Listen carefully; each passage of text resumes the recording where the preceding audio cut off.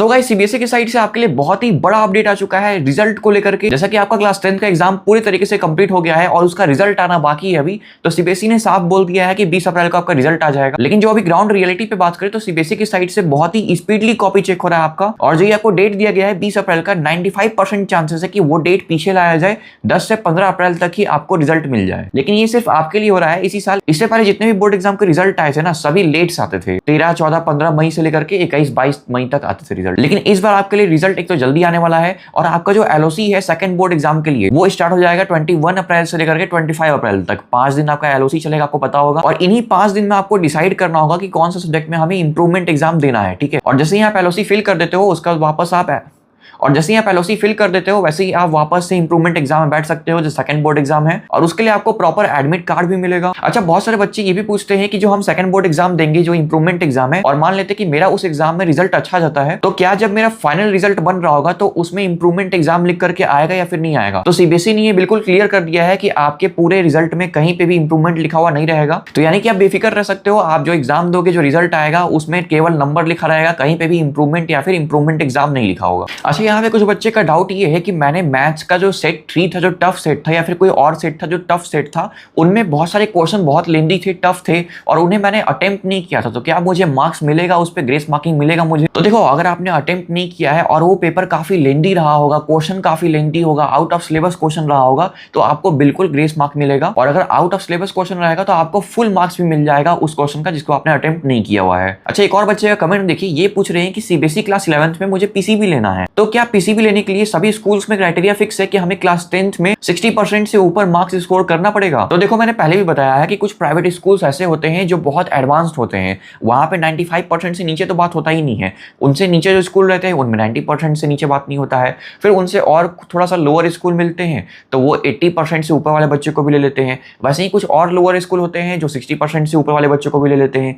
लेकिन उनसे भी लोअर स्कूल्स होते हैं जो आपको 45% से ऊपर भी अगर आपका मार्क्स आया है तब भी आप पीसीबी में ले सकते हो। मैं तो आपको ये भी बोलूंगा कि अगर आप पासिंग परसेंटेज के पास हो, जैसे 36, 37, 38% आपका आ रहा है, तब भी आपको पीसीबी मिल सकता है। बस यही है कि स्कूल बहुत ही लोअर क्लास मिलेगा, लेकिन मिल जाएगा आपको। ऐसा कहीं भी नहीं होता है कि पीसीबी पीसीएम लेने के लिए आपको स्ट्रगल करना पड़ रहा है। अच्छा, इसके बाद ये वाला कमेंट देखिए, ये पूछ रहे हैं कि सेकंड जो इंप्रूवमेंट बोर्ड एग्जाम होगा वो एक सब्जेक्ट का दे सकते हैं या फिर 3 सब्जेक्ट का?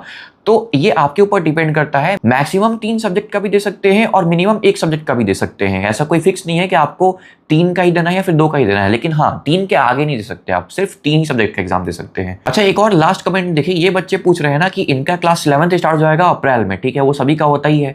फिर बोल रहे हैं कि इनका जो इंप्रूवमेंट एग्जाम स्टार्ट होगा वो भी मई से स्टार्ट हो जाएगा, तो अपना 11th का प्रिपरेशन छोड़ के ये अब सेकंड बोर्ड एग्जाम दे रहे होंगे, और मान लीजिए उसमें भी खराब नंबर आता है तो आपका 11th क्लास का तो प्रिपरेशन वेस्ट हो जाएगा पूरा स्टार्टिंग का। तो इसलिए मैंने आपको बहुत सारे वीडियो में बता रखा है कि जो इंप्रूवमेंट एग्जाम, जो सेकंड बोर्ड एग्जाम है ना, उसमें पूरा का पूरा टाइम वेस्ट नहीं करना है, थोड़ा थोड़ा टाइम लगाना है उसमें, लेकिन ज्यादा टाइम इन्वेस्ट करना है 11th क्लास के ऊपर, क्योंकि 11th क्लास बहुत ज्यादा इंपॉर्टेंट होता है, बहुत टफ भी रहता है। 10th में क्या इंप्रूवमेंट एग्जाम आप दोगे, पता नहीं उसमें वापस से टफ पेपर आ गया, आप किसको बोलने जाओगे? अभी तक पीआईएल फाइल हुआ सीबीएसई के खिलाफ, काफी टीचर्स भी आवाज उठाए, हम लोग भी कितना वीडियोस बनाए, बट सीबीएसई की साइड से अभी तक कोई एक भी स्टेटमेंट नहीं आया हुआ है। तो इससे आप समझ सकते हो कि आपका जो फ्यूचर है वो खतरे में चला जाएगा अगर आप सिर्फ सीबीएसई का जो सेकंड इंप्रूवमेंट बोर्ड एग्जाम है उस पर ट्रस्ट करते हो और उसके लिए प्रिपेयर करने बैठ जाते हो अभी भी। तो आप ऐसा कर सकते हो, मान लो एक दिन में आपके पास 5 घंटा है पढ़ने के लिए, तो आप 4 पढ़ो 11th क्लास के लिए और मात्र 1 घंटा लगाओ अपने 10th के लिए। मैं आपको क्लियरली बता देता हूं, सिर्फ एक ही सब्जेक्ट का इंप्रूवमेंट एग्जाम देना, इसके आगे कोई भी सब्जेक्ट की तरफ मत बढ़ना, क्योंकि अगर एक सब्जेक्ट का एग्जाम दोगे आप तो आपके लिए प्रॉपर टाइम रहेगा। आप हर दिन 1-1 घंटा भी प्रैक्टिस करते हो ना तो बहुत टाइम रहता है आपके लिए। साइंस एसएसटी में तो स्पेशली काफी टाइम मिल जाएगा, मैथ्स में तो चलो आपको हर एक चैप्टर का क्वेश्चन प्रैक्टिस करना रहेगा। तो इंप्रूवमेंट एग्जाम के लिए काफी सोचना, प्लानिंग करना, एकदम से बैठ नहीं जाना एग्जाम देने, ठीक है। अच्छा, लास्ट का ये भी कमेंट देख लो जहां पे बोला जा रहा है कि अगर मेरा परसेंटेज कम आता है तो दिक्कत होगा क्या स्ट्रीम चुनने में?